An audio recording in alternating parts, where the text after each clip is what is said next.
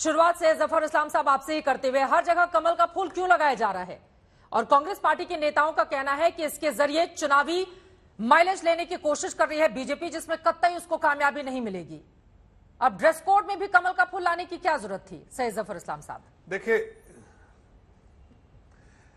देखिए, पहली बात तो ये संसद का अधिकार है और ये इसके संसद के अधिकार क्षेत्र जो है उस पर कोई राजनीति नहीं होनी चाहिए। दूसरी बात कि ये सूत्रों से खबर चलाई जा रही है, कोई इसके बारे में पुष्टि कोई संसद के जो या तो राज्यसभा के चेयरमैन या फिर जो स्पीकर साहब ने कोई इस तरह की पुष्टि नहीं की है।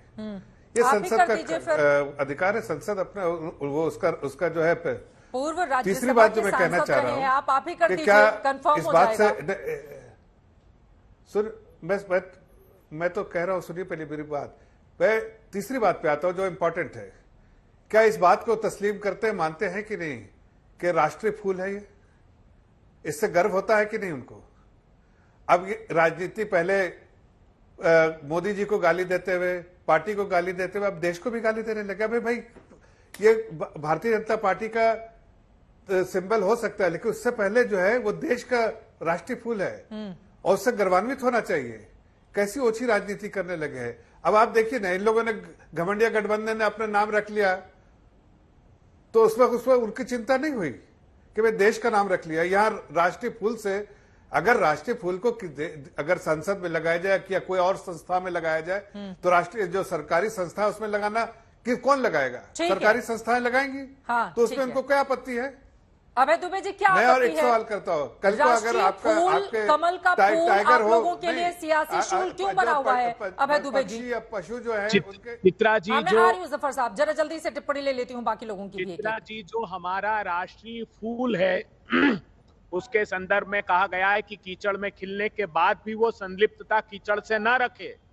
इसका आशय यह है कि वो अपनी पवित्रता को बरकरार रखे। और जो हमारा सनातन धर्म का फूल है वो भगवान विष्णु की नाभि से पैदा हुआ था, मगर ये भारतीय जनता पार्टी का चुनाव चिन्ह इनकी कुंठाओं के गमले में पैदा हुआ फूल है। अगर ये मार्शल को लगाना चाहते तो हमने देखा कि किसान कानूनों के समय किस प्रकार प्रजातंत्र की हत्या करके मार्शलों ने हमारे सांसदों को बाहर फेंक दिया उठाकर, जो वोट डिवीजन की मांग करते थे।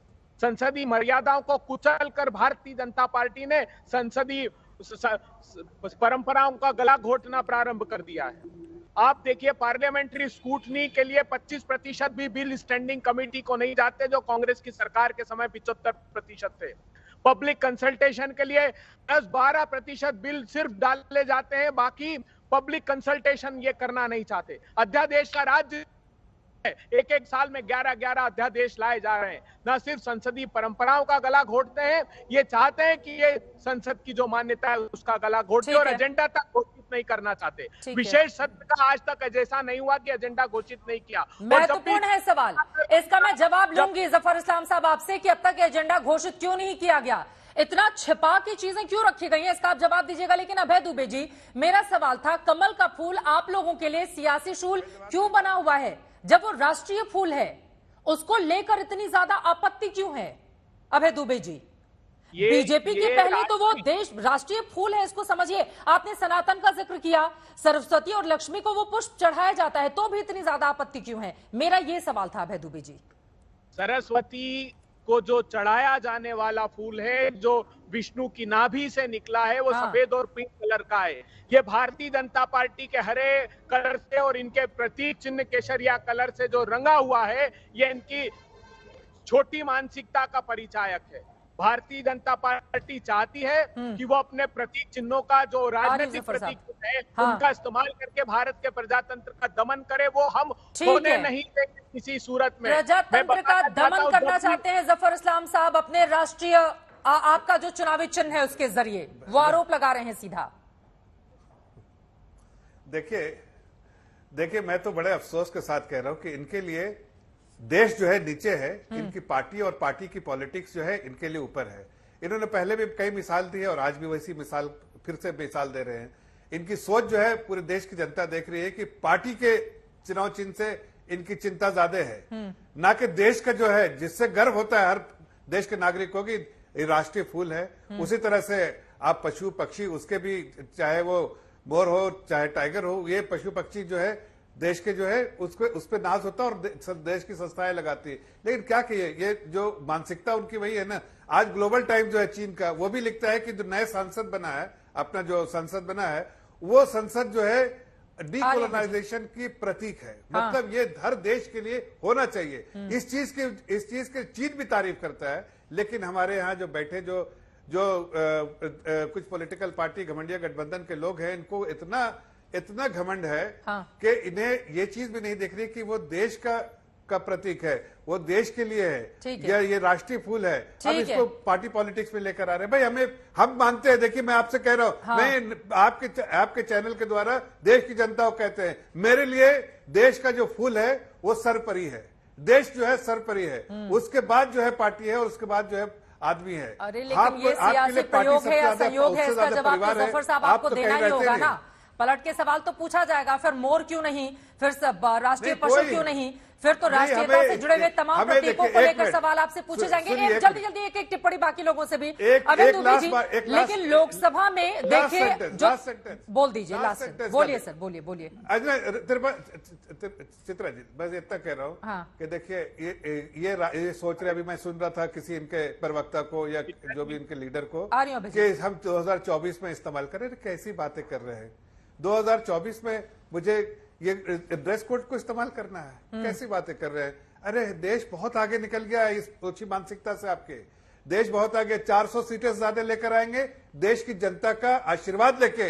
ये ड्रेस कोड की वजह से नहीं, ये आपकी मानसिकता की वजह से, जो मानसिकता आप दिखा रहे हैं देश की जनता कहीं ना कहीं। और सवाल ये भी पूछा जाएगा ना, देखिए आप लोग मोर की बात कर रहे हैं कि उसको जगह क्यों नहीं दी गई, क्यों कमल का फूल ही लेकर आया गया, चूंकि चुनावी चिन्ह है। तो इसके पहले जो नई संसद बनी हुई है, लोकसभा की तो थीम ही पूरी की पूरी मोर पर है, राज्यसभा की थीम कमल पर है, तो व्यवस्था तो की गई है ना राष्ट्रीय प्रतीकों को लेकर। अभय दुबे जी, उसके बाद चित्रा जी, जो कमल का फूल इन्होंने राष्ट्रीय प्रतीक G20 में इस्तेमाल किया, वो भी हमारी सनातन संस्कृति या राष्ट्रीय फूल का प्रतीक नहीं है, उस पर भी इन्होंने हरा रंग पोत दिया है।